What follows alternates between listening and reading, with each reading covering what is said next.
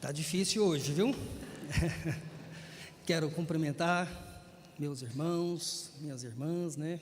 Os amigos, com a graça e a paz em Cristo Jesus, amém? Que dia, um dia especial, porque primeiramente é o dia do Senhor e também especial para nós, depois de 13 anos e 5 meses, literalmente, né? Coloquei essa pastoral no boletim, agradecendo a Deus pela Igreja Presbiteriana de Vila Formosa, ao longo desses anos, tempo de muitas bênçãos, em meio a muitas lutas, em meio a muitos desafios, mas não mexeria em nada, até nas coisas ruins, até nos problemas e nas dificuldades, não tiraria nada, porque tudo isso forma a gente, tudo isso molda a gente, tudo isso melhora a gente, né? Então, louvado seja Deus. E eu convido vocês a abrir a palavra. Nós vamos ter nosso culto, né? E no final a gente terá oportunidade para agradecer de forma mais específica. Então, nós estamos pela manhã, e eu mantive agora pela manhã o mesmo texto, a mesma sequência de pregação, Malaquias capítulo 3, a partir do verso 13 até o verso 18.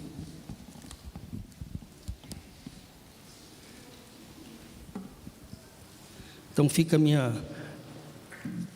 desde já a minha gratidão aqui, tanto aos irmãos que puderam comparecer, alguns que não puderam me avisaram por algum motivo, e a alguns amigos, né, que vieram de longe também estão aqui, outros aqui da região também, para ter esse momento especial. Então, obrigado pela presença, obrigado, né, pelo carinho, obrigado por tudo.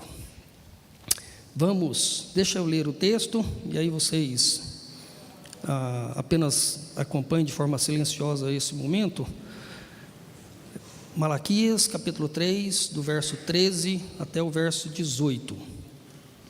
Diz assim a palavra de Deus: Vocês disseram palavras duras contra mim, diz o Senhor, e ainda perguntam, o que falamos contra ti?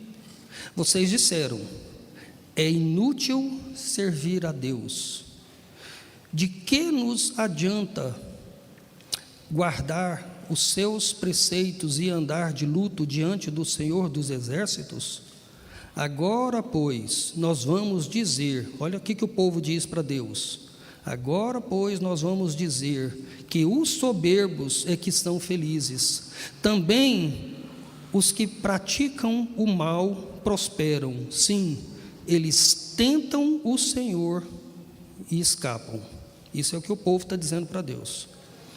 Verso 18, então, um outro povo, agora nós temos um povo rebelde, que está dizendo que não adianta nada servir a Deus. Agora nós temos o povo de Deus, que a partir do verso 18 diz, então, os que temiam o Senhor falavam uns aos outros. O Senhor escutou com atenção os que diziam, havia um memorial escrito diante dele para os que temem o Senhor, para os que se lembram do seu nome. Eles serão a minha propriedade peculiar naquele dia que preparei, diz o Senhor dos Exércitos. Eu os pouparei como um homem poupa o seu filho que o serve. Então vocês verão mais uma vez a diferença entre o justo e o ímpio, entre o que serve a Deus e o que não serve. Vamos orar. Obrigado mais uma vez, Senhor, pela Tua palavra que é perfeita, que é inspirada, que é viva e que transforma. E nós somos prova disso, Deus, mesmo ainda com muitas falhas, ainda erros aqui e acolá, mas nós temos recebido da Tua graça e pela Tua palavra. O Senhor tem nos santificado pela Tua palavra, o Senhor tem nos feito viver uma vida que agrade o Senhor, mesmo quando nós erramos. O Senhor, pela Tua palavra e pelo Teu Espírito, nos traz arrependimento, nos traz capacidade de voltar atrás e começar novamente. Então, obrigado pela Tua palavra, que serve, ó Deus, como um norte verdadeiro em um mundo de caos, em um mundo de perdição. Nós temos a direção do Senhor, temos o amparo do Senhor.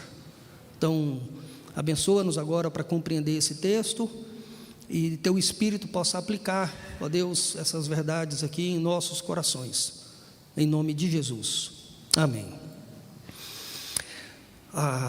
No século XVIII, um grande missionário chamado William Carey, ele passou por muitas, mas muitas dificuldades. Ele serviu a Deus na Índia como missionário, e é interessante que ali ele perdeu um filho, ele sofreu diversas enfermidades, enfrentou oposição, viu anos de trabalho meio que aparentemente sem muito resultado em termos de conversão, em termos de mudança de vida.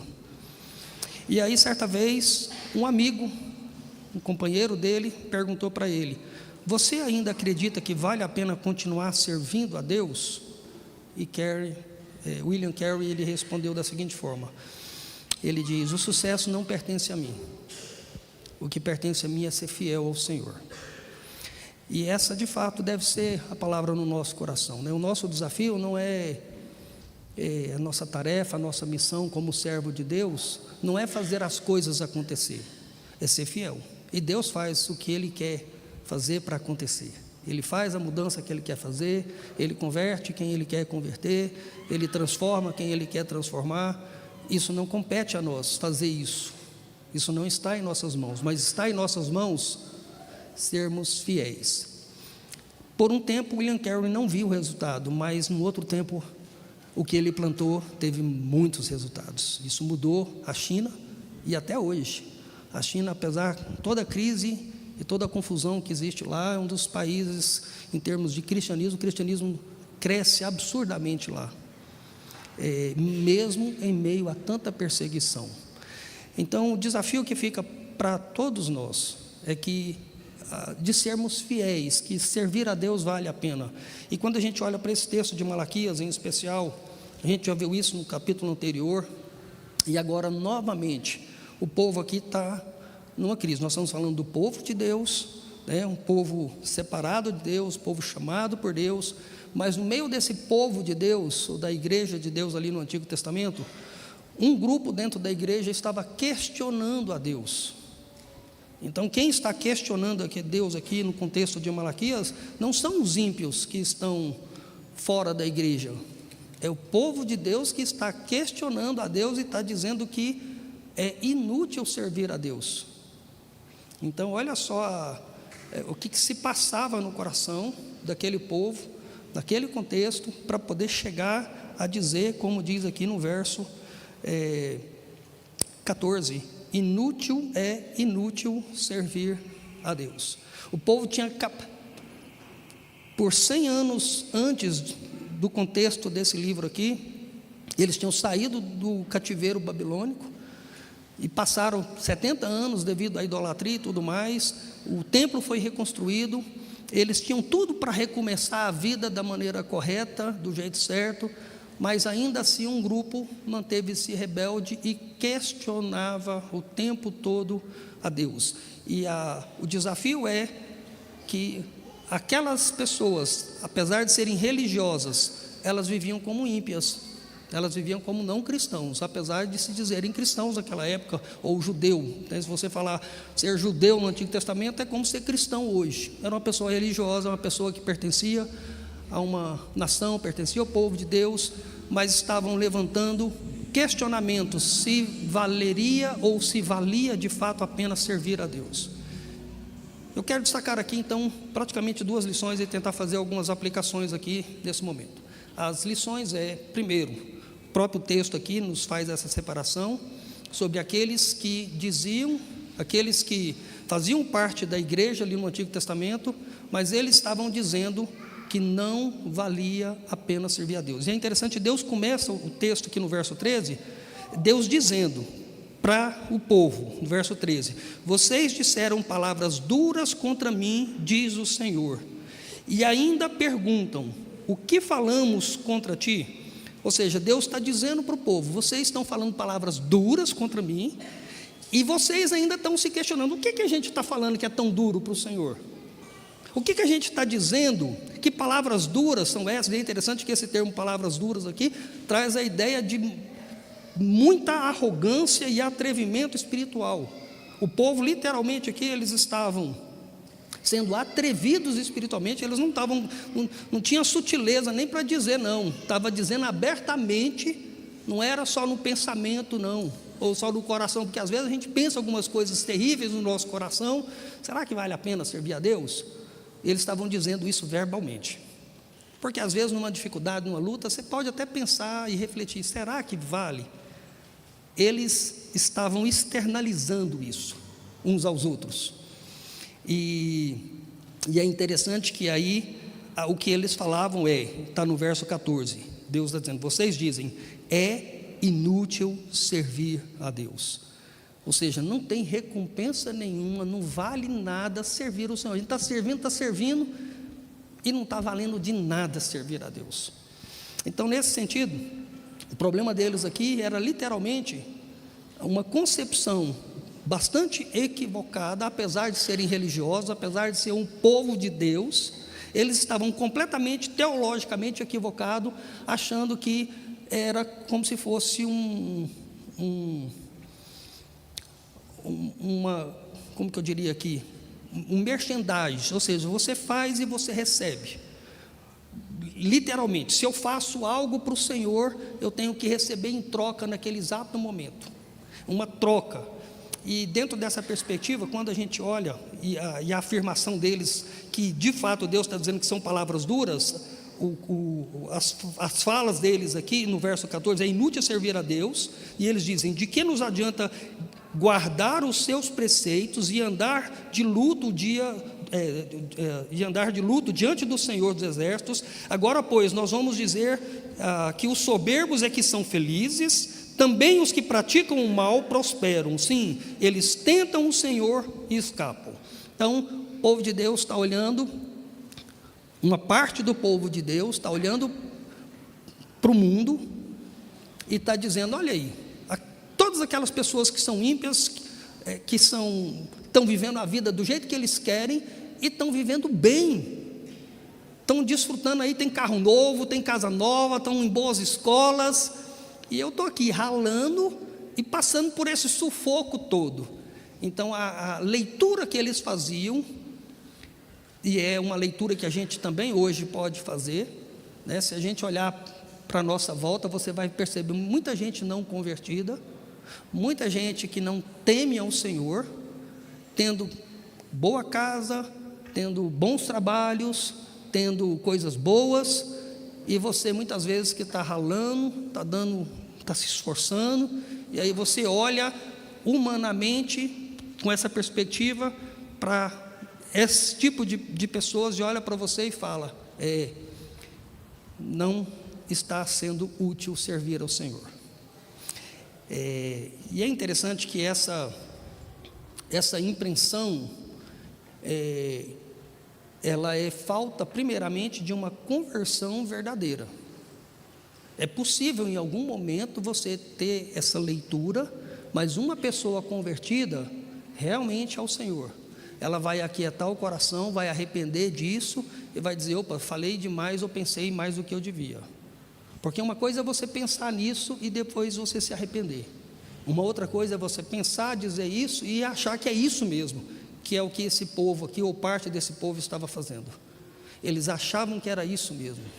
Eles tinham a convicção de que não valia a pena servir ao Senhor, e eles instigavam uns aos outros. Então essa falta de conversão, essa falta de conversão não significa falta de religiosidade, porque havia uma religiosidade, só que uma religiosidade daquilo que hoje em nossa volta nós temos aí, a teologia da prosperidade, que não é uma igreja específica, ela entrou em várias igrejas, em várias denominações, que entendem e que acham que o fato de você ser crente ou você ser uma pessoa cristã, você não pode adoecer, você não pode perder trabalho, você não pode ter problema nenhum, porque você serve ao Senhor, você é filho do rei. E essa é uma compreensão bastante equivocada, porque a hora que a gente olha para as Escrituras, a gente realmente percebe alguns servos de Deus que se destacaram, foram ricos e foram bem-sucedidos, mas quando você olha para o geral, você vê pessoas que sofrem, que lutam e que têm o pão de cada dia, que é aquilo que Deus prometeu, o pão de cada dia. Então, o grande desafio aqui para nós é olhar para essa passagem bíblica e E para nós, como cristãos, falar, gente, eu não posso. E você ter oportunidade, nesse exato momento, se você tem pensado nisso, se você tem achado, tido alguma impressão em relação às lutas e dificuldades que você tem passado, então, não siga esse caminho, porque Deus está recriminando esse caminho não é o caminho do Senhor. Qual que é o caminho do Senhor? Aí ele diz, a partir do verso 16, como é que nós como cristãos devemos pensar, como é que nós como cristãos devemos agir. E ele diz, a partir do verso 16 ele diz, então, e aqui já começa com então os que temiam o Senhor falavam uns aos outros. O Senhor escutou com atenção os que diziam, havia um memorial escrito diante dele para os que temem o Senhor e para os que se lembram do seu nome. Então olha só, é que eles temiam o Senhor, e é interessante que eles literalmente, então nós temos no meio do povo de Deus um grupo que não temia o Senhor e que achava que era inútil servir a Deus, mas no meio do povo de Deus havia um grupo que temia o Senhor, um grupo que literalmente submetia a sua vida. Essa palavra temer aqui, então, os que temiam, todas as vezes que essa palavra aparece, principalmente no hebraico, ou até mesmo no Novo Testamento, no grego, temor significa submissão, uma entrega completa, submissão, que dentro do pacote poderia colocar um amor ao Senhor, uma devoção ao Senhor. Então aqueles que temiam o Senhor, eles submetiam a vida ao Senhor, e eles encorajavam uns aos outros, eles falavam uns aos outros. Enquanto tinha um grupo que falava que não valia a pena servir a Deus, havia um outro grupo que diz, vale a pena servir a Deus, é uma bênção servir a Deus, é maravilhoso poder viver a nossa vida servindo a Deus, mesmo com todas as lutas e até com risco de morte, de sofrimento, de perseguição, de tudo mais. É uma grande bênção servir o Senhor.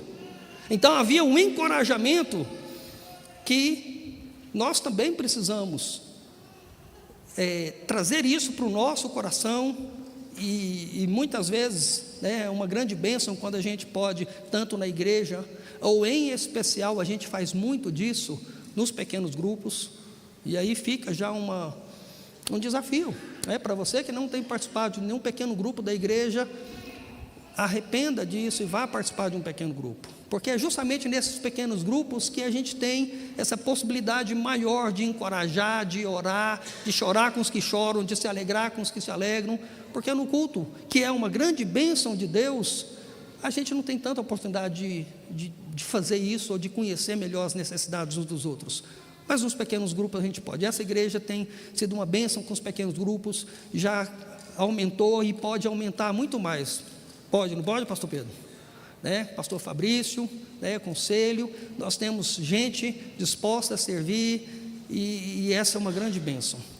E ele diz, Deus atentava e ouvia, ou seja, aqueles que servem ao Senhor, eles temem ao Senhor, eles encorajavam uns aos outros, e eles entendem que Deus estava atentando para eles, Deus ouvia eles, ou seja, que há uma relação de saber que você, em meio às dificuldades, aos desafios do dia a dia, Deus te ouve, Deus te vê, Deus te conhece, Deus sabe quem é você, Deus sabe dos seus pensamentos, dos seus desejos, Deus sabe de tudo. Ele não está com seus olhos fechados, não está com a sua mão que não possa estender e possa cuidar de você. Então, esse grupo, em meio ao caos, em meio ao mundo perdido, havia um grupo saudável, havia um grupo fiel, havia um grupo que sabia que valia a pena servir ao Senhor, mesmo no meio de tantas dificuldades. E aí é interessante que Deus, no verso 17, afirma, eles serão a minha propriedade peculiar naquele dia que preparei, diz o Senhor dos Exércitos, eu os pouparei como um homem poupa o seu filho que o serve. No verso 17, aqui há uma expressão, eles serão para mim propriedade peculiar. É interessante que esse texto aqui aponta já para trás e para frente, porque mostra a promessa que Deus já havia feito para Adão, de que haveria um descendente que seria o Salvador, a promessa que Deus havia feito para Abraão, de ser o Deus dele e o Deus daqueles que acreditassem e tivessem a mesma fé que ele tinha. E é interessante que o apóstolo Pedro, no Novo Testamento, ele parafraseia essas palavras aqui, 1 Pedro capítulo 2, se for possível, coloque aí para nós. Olha só, 1 Pedro capítulo 2, verso 9. Vamos ler juntos esse texto? 1 Pedro 2, 9. Vocês...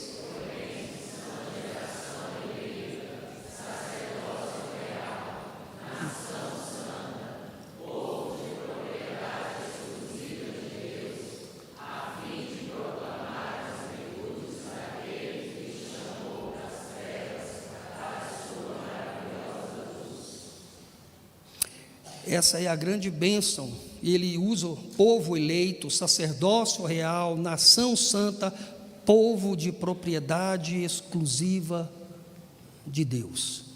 Então, essa mesma verdade já está no Antigo Testamento, ela é reafirmada no Novo Testamento, que aqueles que pertencem ao Senhor, aqueles que creem em Cristo Jesus como seu Senhor e Salvador, eles são um povo de Deus, eles pertencem a Deus, e esse é o desafio. Você, como servo do Senhor, você que teme ao Senhor, a sua vida não é sua, essa igreja não é nossa, nós pertencemos ao Senhor individualmente, nós pertencemos ao Senhor coletivamente, a nossa vida é do Senhor, somos propriedade do Senhor. E que bênção poder saber que o Deus Todo-Poderoso, o Criador de todas as coisas, aquele que sustenta tudo que é visível e que é invisível, ele diz: eu sou o seu dono, eu sou o seu Pai, eu sou o seu Senhor. Então, que bênção de poder ter essa compreensão de que quem é o dono da nossa vida, que a nossa vida, por mais que o mundo, olhando somente com os olhos físicos, parece que está tudo perdido, parece que está um caos, e o Brasil, principalmente nesses últimos anos, né, a gente fica assustado, a gente fica meio que até apavorado quando a gente olha só para a situação em si, mas a palavra de Deus nos faz para olhar para o Senhor, porque há um Deus que não deixou de reinar, há um Deus que não deixou de ser soberano, há um Deus que não perdeu nem por um segundo, nem por um milímetro, o controle de nada, por mais que aparentemente pareça que está sem controle. Não está sem controle, nem o mundo, nem um governante, nem a sua vida. O bom das Escrituras em relação a Deus nos mostra que Ele está controlando todas as coisas, e que todas as coisas cooperam para o bem daqueles que amam. Não cooperam para aqueles que não amam o Senhor, mas cooperam para o bem daqueles que amam o Senhor. Aqueles que amam o Senhor, aqueles que temem o Senhor, você pode ter uma certeza. Você pode ter um monte de insegurança, mas você pode ter uma certeza absoluta de que a sua vida está nas mãos do Senhor. Você pode não saber o que vai acontecer, se você vai viver, se você vai morrer, se você vai adoecer ou se não vai adoecer, se vai perder o emprego ou se não vai, se vai ter um emprego melhor. Isso aí a gente não sabe, mas uma coisa você sabe, que o que acontecer está no controle do Senhor.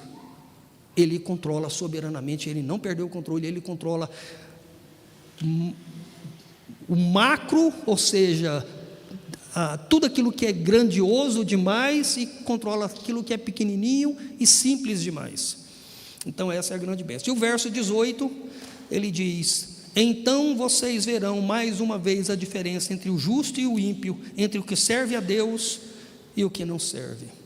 Então aqui Deus diz: então vocês verão mais uma vez a diferença entre o justo e o ímpio, entre o que serve a Deus e o que não serve. Quando é que nós vamos ver plenamente essa diferença? Na volta de Cristo. O livro do profeta Malaquias, o último livro do Antigo Testamento, está apontando para a vinda de Cristo, e ao mesmo tempo ele está falando para a sua segunda vinda aqui já. O livro de Malaquias fala para a vinda de Cristo, que aconteceu 400 anos depois, mas ele aqui já está falando da sua volta também, que quando ele voltar, e não na vinda dele, os judeus, ou os judeus não convertidos a Cristo, eles aguardavam que quando o Messias viesse, ele ia mudar tudo naquela época. Não, ele ia vir para morrer. Ele ia vir para sofrer e para pagar pelos pecados. E aí ele volta para o céu, e quando ele voltar, sim, aí sim, o seu povo, e não necessariamente os judeus, mas o seu povo, seja judeu, seja gentil, seja brasileiro, seja americano, seja chinês, seja quem for, que for, tiver a fé em Cristo, esses, quando Cristo voltar, nós vamos ter uma vida plena, um novo céu e uma nova terra, sem dor, sem sofrimento, sem nada. Mas isso é quando ele voltar. E é nessa perspectiva que esse é o dia que, quando ele voltar, nós vamos ver uma grande diferença entre o justo e o ímpio, entre o que não serve e o que serve. Se você querer ver essa diferença hoje, você vai ficar frustrado. E é isso que o povo de Deus, ou parte do povo de Deus, que tinha consciência das Escrituras Sagradas, entendia e Deus está reforçando isso para eles. Continue a servindo, continue a fazer o que é certo, mas você não vai ver a diferença entre o justo e o ímpio tão claramente. A gente percebe isso aqui, mas claramente e inequivocadamente só quando Cristo voltar. E isso precisa consolar o nosso coração, porque às vezes a gente quer ver o resultado aqui e agora. E é interessante que no capítulo 4, verso 1, só vou ler esse versículo e vou deixar para a semana que vem um dos pastores terminar, mas diz: pois eis que vem o dia queimando como fornalha, todos os soberbos e todos os que praticam o mal serão como a palha, o dia que vem os queimará, diz o Senhor dos exércitos, de modo que não lhes deixará nem raiz nem ramo. O capítulo 4, verso 1 seria a conclusão daquilo que vai acontecer com o ímpio. O ímpio, ele pode desfrutar de uma boa vida aqui, ele pode ter bons carros, boa comida, boa casa, ele pode ter bons trabalhos, ele pode roubar, ele pode matar, ele pode estuprar, ele pode fazer um monte de coisas horríveis que acontecem no Brasil e no mundo afora. E muitas vezes ele está prosperando, e muitas vezes ele não é julgado, muitas vezes ele não é preso, ele não vai para a cadeia, e quando vai para a cadeia ele sai logo. Mas saiba que há um juiz que está anotando tudo isso, e tudo isso um dia ele será julgado. Desse julgamento, ele pode escapar de todos os julgamentos dessa terra, mas do julgamento do Criador ele não pode escapar. Isso ele não pode. Então é nessa perspectiva que Deus está consolando o povo, dizendo: aqueles que temem, continuem temendo, entendendo que um dia vocês vão ver a grande diferença. Enquanto isso, continue a servir a Deus. Vale a pena servir a Deus. E eu quero concluir dizendo que mantenham seus olhos na eternidade. Como é que a gente faz para continuar servindo a Deus de forma fiel? Primeiro, mantenham seus olhos na eternidade. Quando falo na eternidade, não fica olhando simplesmente para as circunstâncias para você poder servir, você fazer o que é certo. 2 Coríntios 4,17 diz que a nossa leve e momentânea tribulação produz para nós eterno peso de glória. O apóstolo Paulo, usando a expressão de que em meio às lutas e dificuldades, tudo isso de alguma forma Deus usará e nos abençoará um dia. Então, só que para a gente poder servir melhor aqui, você não pode ficar olhando só para aqui, você tem que olhar para cima, você tem que olhar para aquilo que te aguarda. Porque se você olhar somente à sua volta, muitas vezes você vai ser desmotivado e desencorajado a servir, porque você vai ver muita injustiça, muita coisa ruim, e você vai ficar decepcionado até mesmo dentro da igreja. E esse não é o desafio, independente das falhas, e todos nós estamos sujeitos a cometer falhas, e por isso nós temos que estar olhando para o Senhor e poder fazer o nosso melhor. Segundo, permaneça próximo de irmãos na fé, de irmãos que são esperançosos, né? Quando a gente olha para o texto aqui, o verso, voltando lá no verso 16, o verso 16 diz: então os que temiam o Senhor falavam uns aos outros. A bênção de poder você ser abençoador para a vida das pessoas que estão na sua volta. Como é que você tem sido até aqui? Você tem sido aquela pessoa que quando vai falar mal para desanimar, para desmotivar? Ou você tem sido aquela pessoa que está falando bem, e está motivando, e está incentivando, e está encorajando? Como que as pessoas à sua volta têm se sentido desencorajados ou encorajados? Porque Deus quer que você, como servo, seja um encorajador. Só que você que é um encorajador, você também precisa em alguns momentos ser encorajado. E esse é o grande desafio, porque todos nós precisamos encorajar e sermos encorajados. Todos nós precisamos fortalecer e sermos fortalecidos. Todos nós precisamos sustentar e sermos sustentados. E nada melhor do que os PG para fazer isso. Qualquer reunião pequena, né, é bom, mas em especial os pequenos grupos, mais uma vez, esse foi um sonho nosso desde o início, desde quando chegamos aqui. Essa igreja já trabalhava com pequenos grupos e nós trabalhamos arduamente para manter esses pequenos grupos, para melhorar os pequenos grupos, para reforçar os pequenos grupos, porque nós entendemos que essa é uma forma de pastorear uns aos outros, de cuidar melhor uns dos outros.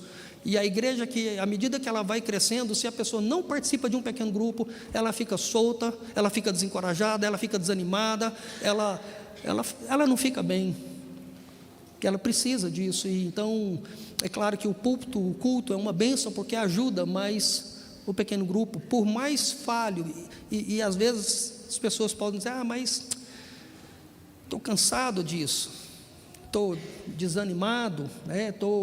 E é justamente por isso que você precisa fazer parte de um pequeno grupo. Então, que Deus possa fortalecer essa igreja, que Deus possa fortalecer você individualmente, e você possa rever o seu próprio coração. Se você tem sido mais uma pessoa desencorajadora, então, em nome de Jesus, arrependa disso, peça ajuda, seja pastoreada, para que você possa ajudar outras pessoas. Continue servindo fielmente, mesmo sem o reconhecimento humano. Esse é um grande desafio. Deus vê aquilo que ninguém vê. O Senhor jamais esquece a sua oração, a sua ligação, o seu serviço, a sua fidelidade. Ainda que muitas pessoas não vejam, e tem alguns trabalhos, e tem algumas áreas ministeriais, pessoais aí, que parece que ninguém está vendo você fazer nada. E deixa eu te dizer, não tem necessariamente importância as pessoas verem e ficar falando o que você está fazendo ou o que não está fazendo. É bom, não é? É legal quando as pessoas veem, quando as pessoas valorizam. Mas esse não é o ponto. O ponto é você fazer de coração. Interessante que Colossenses 3, verso 23, queria colocar esse texto também, por favor. Colossenses 3, 23. E o verso 24 também. Verso 23. Vamos lá. Colossenses 3, 23. Vê se dá certo aí. Vamos lá, todos juntos. Vamos ler. O 23. Tudo.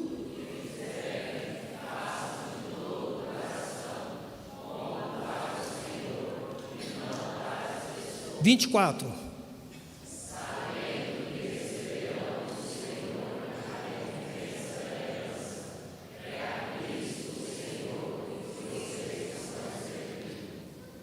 Então o desafio é de servir ao Senhor, ou de servir fazendo o que você faz, independente se o que você serve é na sua casa, fazendo comida, limpando casa, ou aqui na igreja, na EBD, ou aqui na liturgia, ou na junta diaconal, ou como presbítero, ou como pastor. Não importa o que você estiver fazendo de serviço prestado para o outro, se a sua motivação não for o Senhor, e você não tiver a convicção que você está servindo acima de tudo o Senhor, isso não vai ficar legal para o seu coração. Você precisa, em tudo que você estiver fazendo, tudo que você for fazer, o que deve mover o seu coração é o Senhor e a recompensa do Senhor. Se tiver recompensas fisicamente, humanamente, se as pessoas verem isso, ótimo, legal, porque isso é bom também, mas não é esse o ponto. Não é fazer para esperar e para receber alguma recompensa. Você pode até receber recompensa, mas você não pode fazer esperando receber recompensa, a não ser que seja do Senhor, porque nós todos, cada um de nós como cristãos, estamos servindo o Senhor, e é para o Senhor. É esse o grande, e quando a gente serve o Senhor e serve para o Senhor, o último texto eu queria que colocasse aqui, e eu vou concluir com uma oração. O último texto, 1 Coríntios 15, verso 58, um texto muito usado para nos desafiar em relação ao nosso serviço. 1 Coríntios 15, 58. Vamos ler esse texto juntos também? Portanto,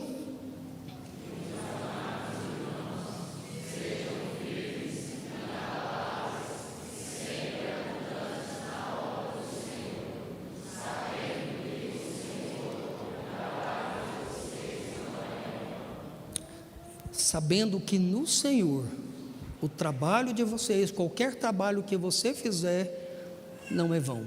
Então não menospreze um trabalho, por mais simples que ele possa parecer, por mais pequeno que ele possa ser, não menospreze, porque a palavra de Deus está dizendo que no Senhor, todo e qualquer trabalho, um cafezinho, Jesus chegou a dizer que aqueles que dão um copo de água para um dos teus servos, um copo de água, é uma coisa mais simples do que um copo de água, ele diz que serão recompensados. Então, que Deus nos guarde com o coração, entendendo que é uma bênção servir o Senhor, servir o Deus Todo-Poderoso, servir aquele que é o Criador e é o sustentador das nossas vidas, e poder ser usado para poder abençoar a vida de outras pessoas, que nós somos salvos em Cristo Jesus, para que a gente possa adorá-lo acima de tudo, e as nossas vidas possam ser bênção na vida de outras pessoas. Essa é a razão da nossa vida. Nós somos salvos para adorar a Deus, e para poder ser bênção na vida de outras pessoas, sejam elas cristãs ou não, nós temos que ser bênção para todos. Vamos orar, vamos ficar em pé, e eu vou encerrar esse culto. Na verdade, podem sentar de novo.